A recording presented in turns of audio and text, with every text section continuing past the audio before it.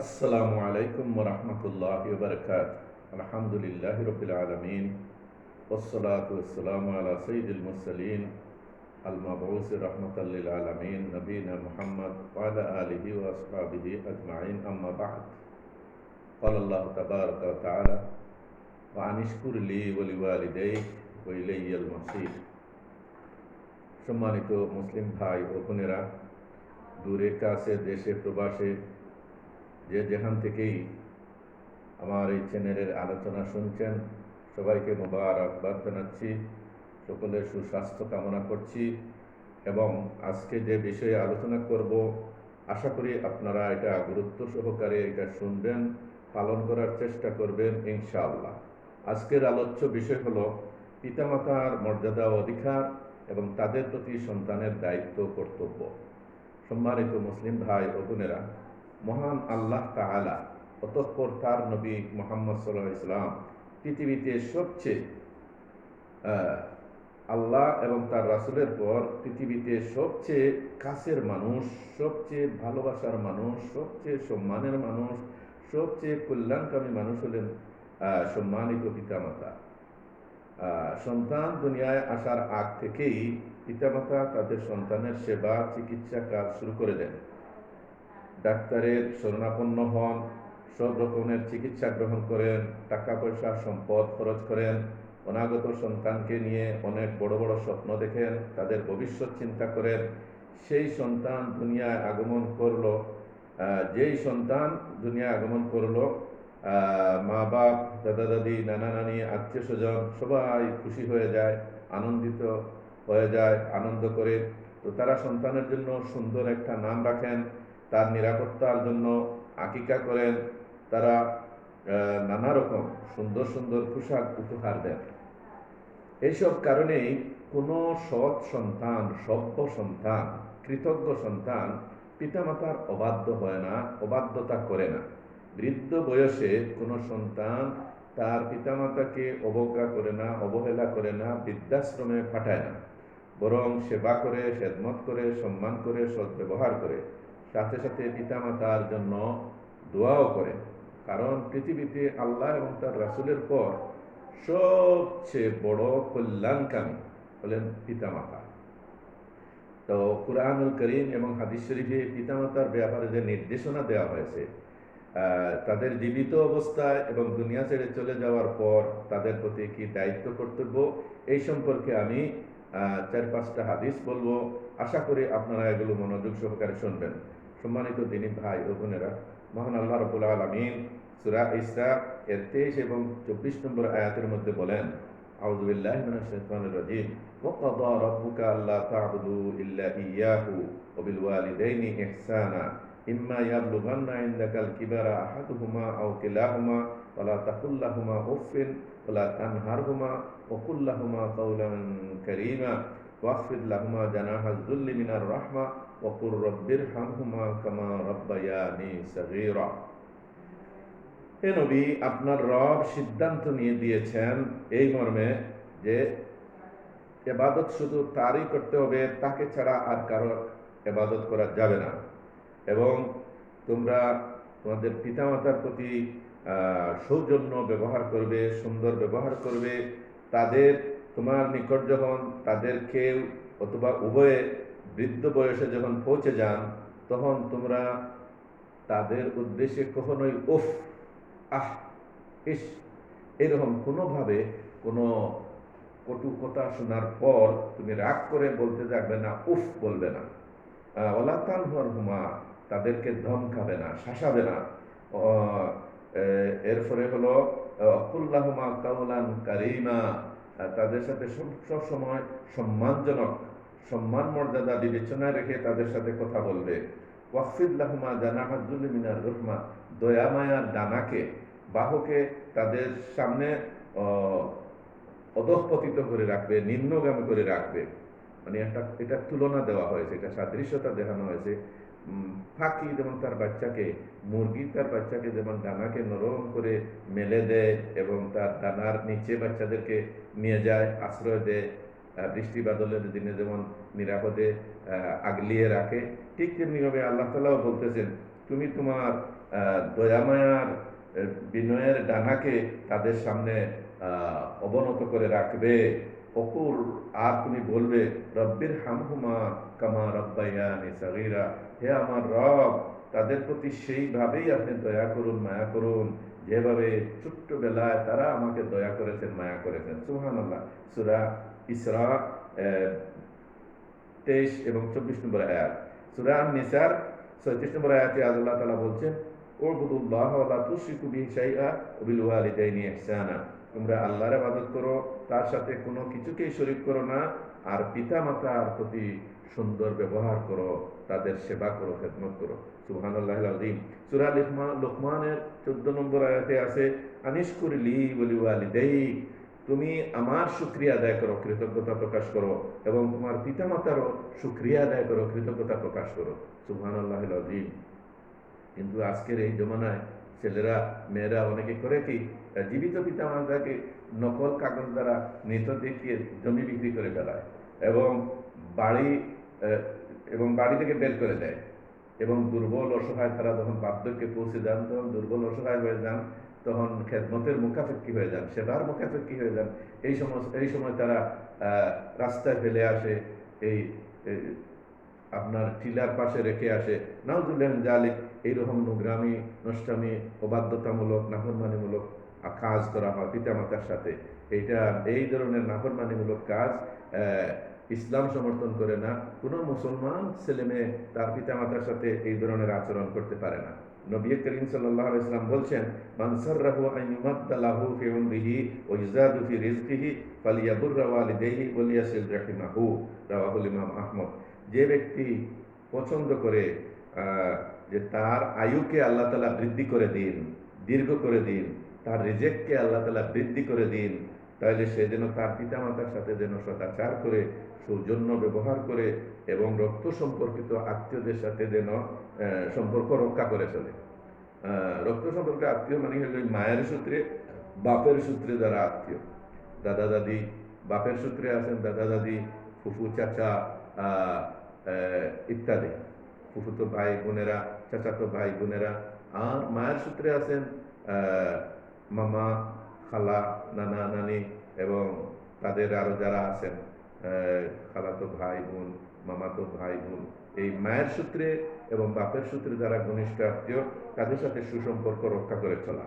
তো সম্মানিত দিনী ভাইরা, দিনী বোনেরা, নবী করিম সাল্লাল্লাহু আলাইহি ওয়াসাল্লাম বলেছেন, ইন্নাল জান্নাতা তাহতা আকদামিল উম্মাহাত, নিশ্চয়ই জান্নাত হচ্ছে মায়েদের পদতলে, মায়ের পায়ের নিচে। এই হাদিসটা দুর্বল, এর চেয়ে আরো শক্তিশালী, তবে এটার অর্থ সহি। অর্থ সহি, যদিও সনদ সূত্রের দিক থেকে দুর্বল, কিন্তু এটা সহি। আল ওয়ালিদু আওসাতু আবওয়াবিল জান্নাহ, ইমাম আহমদ বর্ণনা করেছেন যে পিতা হলেন জান্নাতের মধ্যবর্তী দরজা, মেইন গেট। সুবহানাল্লাহ। এই জন্য পিতামাতার সেবা করতে হবে, খেদমত করতে হবে, তাদের কোনো নাফরমানিমূলক কোনো হুকুম পালন করা যাবে না, তবে তাদের সাথে উত্তম সংস্রব দিতে হবে। সাহেব হুমা ফিদ দুনিয়া মারুফা, আল্লাহ নিজেই বলছেন, দুনিয়ার জীবনে তাদের সাথে উত্তম সংস্রব দিতে হবে, তাদের খেদমত করতে হবে। এক আল্লাহ রসুল, এক সাহাবি বলছেন যে এক বেদুইন সাহাবি রাসূল ইসলামের নিকটে এসে বললেন, ইন্না আবি ইউরিদু আন ইয়াহতাজা ইলা মালি, আহতাজ মালি, আমার পিতা আমার সম্পদের মুখাপেক্ষী হয়ে গেছে। আল্লাহ রসুল সাথে সাথে উত্তর দিলেন, আনতা ও মালুকা লিআবিকা, তুমি এবং তোমার সম্পদ এটা তো তোমার বাপের। সুবহানাল্লাহিল আযীম। আরেক সাহাবী এইভাবে তার যুবক সন্তানকে, আরেক সাহাবী তার বৃদ্ধ পিতাকে নিয়ে রাসূলুল্লাহর দরবারে উপস্থিত হলেন, বললেন, হাযা ইয়াহতাজু ইলা মালি, এই লোকটা আমার উপার্জিত সম্পদের মুখাপেক্ষী হয়ে গেছে। সুবহানাল্লাহ। পিতা তখন যে প্রতিক্রিয়া ব্যক্ত করলেন, বললেন যে ইয়া রাসূলুল্লাহ, জ্যান্ত কন্যা সন্তানকে কবর দিয়ে দেওয়া হইতো, হত্যা করা হতো, দাফন করা হইতো। আমি যদি জানতাম যে এই বাচ্চা বড় হওয়ার বাদে আমাকে আসামের মতো আপনার দরবারে হাজির করে আমার ব্যাপারে অভিযোগ করে বলবে যে এই লোকটা আমার উপার্জিত সম্পদের মুখাপেক্ষী হয়ে গেছে, তাহলে এইভাবে আমি তার গলাতে দরিয়া মরুভূমিতে ছুড়ে মারলাম হইবে। সুবহানাল্লাহিল আযীম। এটাও মুসনাদ ইমাম আহমদের মধ্যে আছে। তো আল্লাহ রাসূল এর জবাবে বলছেন, শোনো হে সন্তান, তুমি এবং তোমার উপার্জিত সম্পদ এগুলা যতদিন পিতা জীবিত আছেন এটা তার। সুবহানাল্লাহিল আযীম। এরপরে রাসূল ইসলাম বলছেন, তোমরা উত্তম যে খাবারটা গ্রহণ করো এটা হলো তোমার নিজের উপার্জিত সম্পদ, টাকা যেটা সেটা। আর তোমাদের সন্তানেরা যা উপার্জন করে এইটাও তোমাদেরই উপার্জন। হ্যাঁ, এইটা তুমি আনন্দ চিত্তে তা বক্ষণ করতে পারবে। সুবহানাল্লাহ। রাসূলুল্লাহ সাল্লাল্লাহু আলাইহি ওয়াসাল্লাম বলছেন, রেদার রব্বে ফি রেদাল ওয়ালিদাইন, আল্লাহর সন্তুষ্টি পিতামাতার সন্তুষ্টির মধ্যে নিহিত। সাহাবী প্রশ্ন করলেন, মা হাক্কুল ওয়ালিদাইন আলা ওয়ালাদিহি, হে আল্লাহর রাসূল, সন্তানের উপর পিতামাতার অধিকার কি? তিনি বললেন, হুমা জান্নাতুকা ওয়া নারুকা, এরা তোমার জান্নাত অথবা তোমার জাহান্নাম, এরা তোমার বেহেশত অথবা তোমার দুজক। সুবহানাল্লাহিল আযীম। এই জন্য মা বাপকে কষ্ট দেওয়া যাবে না। মা বাবার সদা সর্বদা খেদমত করতে হবে, তাদেরকে সন্তুষ্ট রাখতে হবে, সন্তুষ্ট করতে হবে।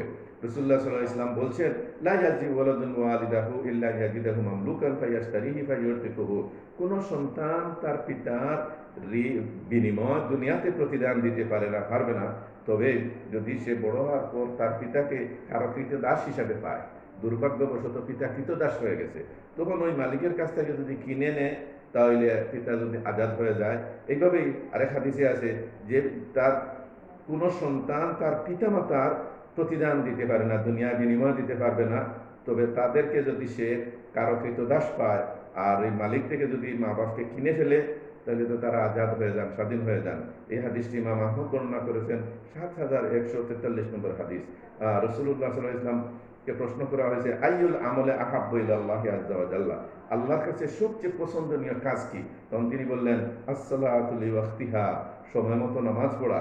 সাহাবী বললেন, সুম্মা আইয়ুন, এরপরে কোন কাজটি? তিনি বললেন, বিল্লুর ওয়ালিদাইন, পিতামাতার সাথে সদাচার করা, খেদমত করা, সেবা করা। সুবহানাল্লাহ। এরপরে বললেন সাহাবী যে এরপর কোন আমলটি? বললেন, আল জিহাদ ফি সাবিলিল্লাহ, আল্লাহর পথে জিহাদ করা, অর্থাৎ আল্লাহর দ্বীনকে, আল্লাহর কলিমাকে বুলন্দ করার জন্য সর্বাত্মক জান মাল দিয়ে সর্বাত্মক চেষ্টা করা। রাসূলুল্লাহ ইসলাম বলছেন, মান বাররা ওয়ালিদাইহি তুবা লাহু ওয়া যাদাল্লাহু ফি উমরি, যে তার পিতামাতার সাথে সদাচার করে সে সৌভাগ্যবান, আল্লাহ তাআলা তার আয়ুকে বৃদ্ধি করে দেন। এরপরে সাহল ইবনে মুআজ তার পিতার সাথে বর্ণনা করেছেন, বিল্লুল ওয়ালিদাইন লা ইয়ানকাতিউ ওয়ালাউ বাদা মাউতিহিমা, পিতামাতার প্রতি সদাচার, তাদের সেবা উপকারকরণ, এটা তারা মারা গেলেও এটা বন্ধ হয়ে যায় না, এটা ছিন্ন হয় না। পিতামাতা দুনিয়া ছেড়ে চলে গেলেও তাদের প্রতি সন্তানের দায়িত্ব কর্তব্য রয়েছে। রাসূলুল্লাহ সাহাবী বলেন, যা আহু রাজুলুম মিন বানি সালামাতা, বানি সালামা গোত্রের এক ব্যক্তি নবী সাল্লাল্লাহু আলাইহি ওয়াসাল্লামের নিকট আসলো। ফাকালা ইয়া রাসূলুল্লাহ, বলল, হে আল্লাহর রাসূল, হাল বাকিয়া আলাইয়া মিন বিররি আবাওয়াইয়া শাইউন আবুররুহুমা বিহি বাদা মাউতিহিমা, যে হে আল্লাহর রাসূল, আমার পিতামাতার মৃত্যুর পর এমন কোনো কিছু কি অবশিষ্ট আছে যেটা, যার দ্বারা আমি আমার পিতামাতার প্রতি আমি সদাচার, তাদের সেবা, তাদের খেদমত করতে পারি, এমন কোনো কিছু কি অবশিষ্ট আছে? আল্লাহ রাসূল বললেন, তালা। তিনি বললেন, নাম। তিনি বললেন, হ্যাঁ অবশ্যই, আসসালাতু আলাইহিমা, তাদের জন্য দোয়া করতে থাকা, বিশেষভাবে বলে ইস্তেগফারু লাহুমা, তাদের জন্য ক্ষমা প্রার্থনা করা, ইস্তেগফার করা, ওই ইনতাজু আহদিহিমা মিন বাদিহিমা, এবং তাদের অবর্তমানে, তাদের চিরদানের পর তাদের ওয়াদা প্রতিশ্রুতিকে বাস্তবায়ন করা। কাউকে ওয়াদা দিয়েছেন, তোমাকে 1000 টাকা দিব, তোমাকে এই জায়গাটা দিব, তোমাকে এই কাপড়টা দিয়ে দিব, এরকম ওয়াদা থাকতে পারে। তো এগুলো সন্তান যদি জানে বা কেউ যদি সত্যভাবে সঠিকভাবে এর দাবি করে, তাহলে সন্তানের কর্তব্য হলো এটা পূরণ করা। এরপরে হইলো আল্লাহ রাসূল বলেন, ওয়াসিলাতুর রিহিম আল্লাতী লা তুসালু ইল্লা বিহিমা, আর ওই রক্ত সম্পর্ক রক্ষা করে চলা, যেটা এই পিতামাতার মাধ্যমেই এইটা অর্জিত হয়ে থাকে, পিতামাতার মাধ্যমে এই সম্পর্কটা হয়ে থাকে, যেটা একটু আগে বলে ফেলছি। মাতার মাধ্যমে মামা, মামি, নানা, নানি, মামাতো ভাই বোন, খালাতো ভাই বোন। এরপরে পিতার মাধ্যমে আত্মীয় স্বজন আছে, চাচাগণ আছেন, চাচিগণ আছেন, ফুফুগণ আছেন, ফুফুতো ভাই বোন আছে, চাচাতো ভাই বোন আছে। এই ওনাদের সাথে, এরা রক্ত সম্পর্কিত আত্মীয়, তাদের সাথে এই সম্পর্ক রক্ষা করে চলা। ও ইকরাম ও সাদিকিহিমা, এবং মা এবং বাপের বন্ধু বান্ধবী যারা আছেন তাদের ঘনিষ্ঠ প্রত্যেক মানুষই সামাজিক জীব। হে এক শ্রেণী মানুষের সাথে চলাফেরা করে, মারা, ফুফুরা এক ধরনের নারীদের সাথে চলাফেরা করেন, পিতা এক ধরনের লোকদের সাথে চলাফেরা করেন, এরা হলো তাদের বন্ধু বান্ধব। এদেরকে সম্মান করা,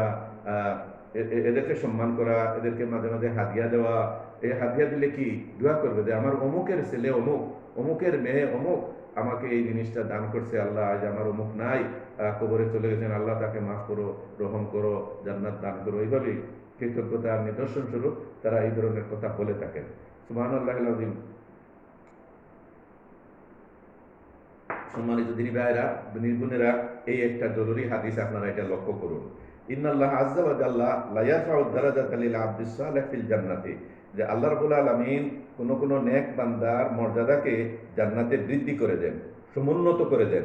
ফায়াকুলু ইয়া রাব্বি আন্না লি হাযিহি, তখন এই লোক বলে, হে আমার রব, এইটা কই থেকে আসলো আমার জন্য, আমার আমলনামায় এটা আমি পেলাম কিভাবে, আমি কিভাবে অর্জন করলাম? ফায়াকুলু, তখন আল্লাহ তাআলা উত্তরে বলেন, ইস্তেগফারে ওয়ালাদিকা লাক, এটা তোমার সন্তান তোমার জন্য ইস্তেগফার করছিল, ক্ষমা প্রার্থনা করছিল, যে আল্লাহ আমার মা বাপকে মাফ করে দেন, ক্ষমা করুন, রহম করুন, জান্নাত দান করুন, নেক আমলগুলো কবুল করুন, ত্রুটিগুলো গুনাহগুলো মাফ করে দিন। এইভাবে সে ক্ষমা প্রার্থনা করেছিল। এই হাদিসটি ইমাম আহমদ তার মুসনাদে বর্ণনা করেছেন, 10,559 নম্বর হাদিস। হযরত সাদ ইবনে উবাদা থেকে বর্ণিত আছে, তিনি বলেছেন, ইয়া রাসূলুল্লাহ, হে আমার রাসূল, ইন্না উম্মি মাতাত, আমার আম্মা মারা গেছেন, আফা আতাসাদ্দাকু আনহা, আমি কি তার পক্ষ থেকে সাদকা খেরাত দান করতে পারি? তাহলে নাম, তিনি বললেন, হ্যাঁ অবশ্যই দান করতে পারো। কুলতু আইফা আইয়ুস সাদাকাতে আফদালু, তাহলে কোন দানটা, সাদাকাটা উত্তম হে আল্লাহ রাসূল? তাহলে সাকিল মা, তুমি পানি পান করাবে।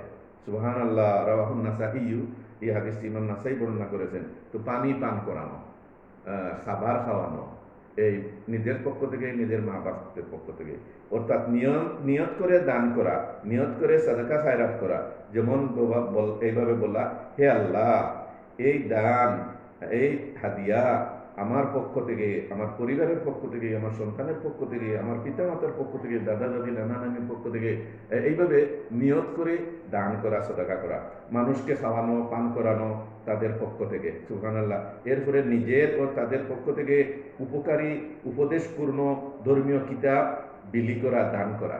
হাদিস শরীফে আছে, আও ইলমিন ইউনতাফাউ বিহি, কোনো ব্যক্তি জীবিত থাকা অবস্থায় যদি ধর্মীয় কিতাব, উপদেশপূর্ণ উপকারী কিতাব যদি বিলি করে যায়, তো এই কিতাব পড়িয়া, আমল করিয়া, প্রচার করিয়া যত সওয়াব হইব, এটা দানকারী সে পেয়ে যাবে। আর সন্তানও পিতামাতার পক্ষ থেকে বুখারী শরীফ, মুসলিম শরীফ, মিশকাত শরীফ, রিয়াদুস সালিহিন, দুয়ার বই, এইভাবে কোরআনুল কারীম, এগুলো মানুষকে দান করতে পারে। বিভিন্ন পাঠাগারেও দান করতে পারে সামর্থ্য অনুযায়ী। এরপরে হলো নিয়মিত এই সমস্ত শব্দের দোয়া করতে থাকা।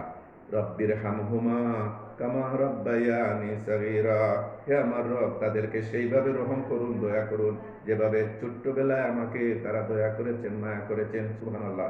এরপরে ওই দোয়া, এটা কোরআনের দোয়া কিন্তু, রব্বানা ফিরলি ওয়ালিওয়ালিদাইয়া ওয়ালিল মুমিনিনা ইয়াওমা ইয়াকুমুল হিসাব, হে আমার রব, আপনি আমাকে মাফ করে দিন, আমার পিতামাতাকে মাফ করে দিন, আর যেই দিন হিসাব কায়েম হবে সমস্ত মুসলমান ইমানদারদেরকেও আপনি মাফ করে দিয়েন। সুবহানাল্লাহ।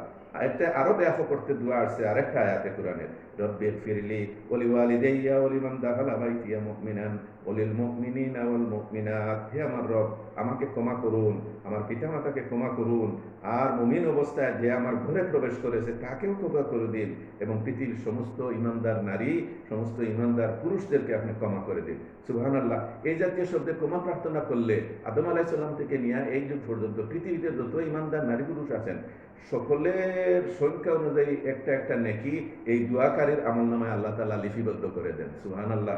অসংখ্য অগণিত, এইটা মানে কম্পিউটারের হিসাবে আসবে না, এত নেকি হয়। আর ক্ষমা প্রার্থনা করলে এই নেকি হিসাবে আল্লাহ তাআলা প্রত্যেকের আমলনামাতে নেকি দিয়ে দেন থাকেন, এবং মর্যাদা বৃদ্ধি করে থাকেন। সুবহানাল্লাহিল আযীম। এরপরে হলো পিতামাতার, আত্মীয় স্বজনদের কবর জিয়ারত করা। আল্লাহ আসসালামু আলাইকুম ইয়া আহলাল কুবুর মিনাল মুসলিমিনা ওয়াল মুমিনিন আনতুম লানা সালাফ ওয়া নাহনু লাকুম তাবা ইন্না ইনশাআল্লাহু বিকুম লাকুন নাসআলুল্লাহ লানা ওয়া লাকুমুল আফিয়া। হে কবরবাসীগণ, ইমানদার মুসলমানদের কবরবাসীগণ, আপনাদের উপর শান্তি বর্ষিত হোক। আপনারা অগ্রবর্তী, আগে চলে গেছেন, আমরা পরবর্তীতে আসতেছি আপনাদের পিছনে পিছনে। ইনশাআল্লাহ আপনাদের সাথে আমাদের সাক্ষাৎ হবে। আল্লাহর কাছে আপনাদের জন্য, আমাদের সকলের জন্য নিরাপত্তা প্রার্থনা করছি। সুবহানাল্লাহ। তো নিজের ভাষায়ও আমরা এইভাবে বলতে পারি, হে রব, আমাকে মাফ করুন, আমার পিতামাতাকে মাফ করুন, আমার দাদা দাদিকে মাফ করুন, আমার নানা নানিকে মাফ করুন, আমার শ্বশুর শাশুড়িকে মাফ করুন, আমার পরিবার, আমার সন্তানদেরকে মাফ করুন, তাদের প্রতি রহম করুন, তাদেরকে জান্নাত দান করুন, তাদের নেক আমল কবুল করুন, এবং তাদের পক্ষ থেকে তাদের মর্যাদা বৃদ্ধি করে দিন। এভাবে বলতে পারেন। এবং তাদের পক্ষ থেকে নিয়মিত সদকা ফেরাত করা, দান করা, হাদিয়া দেওয়া, এটা আমাদের কর্তব্য। আল্লাহ রাব্বুল আলামিন আমরা আমাদেরকে তৌফিক দান করুন, আমরা নিয়মিত যেন মা বাপের খেদমত করতে পারি, দাদা দাদি জীবিত থাকলে, নানা নানি জীবিত থাকলেও তাদের যাতে খেদমত করতে পারি তৌফিক দান করুন। আসসালামু আলাইকুম ওয়া রাহমাতুল্লাহি ওয়া বারাকাতুহু।